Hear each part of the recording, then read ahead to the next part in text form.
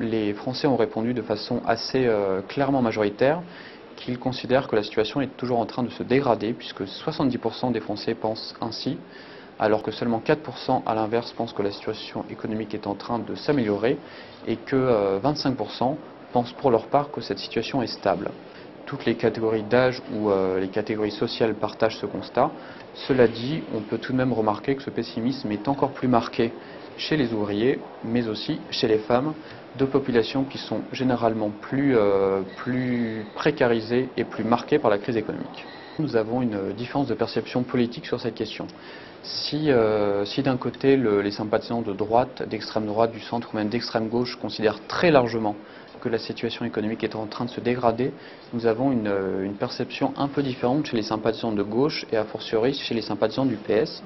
puisqu'une petite majorité des sympathisants du PS, 51%, considèrent que la situation économique est-elle stable.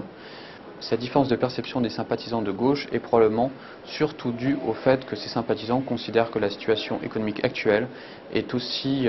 due au prédécesseur de François Hollande qu'à lui-même. Ce pessimisme finalement toujours marqué des Français montre qu'en l'absence de réels signaux de chiffres positifs, autant sur le front du pouvoir d'achat que sur le front de l'emploi, empêche aujourd'hui l'exécutif de rassurer les Français. La conclusion, c'est que tant que les Français ne verront pas d'amélioration sensible de la conjoncture économique, le pessimisme restera majoritaire au sein de la population et qu'il sera donc très difficile pour le président de la République de redonner confiance dans son action.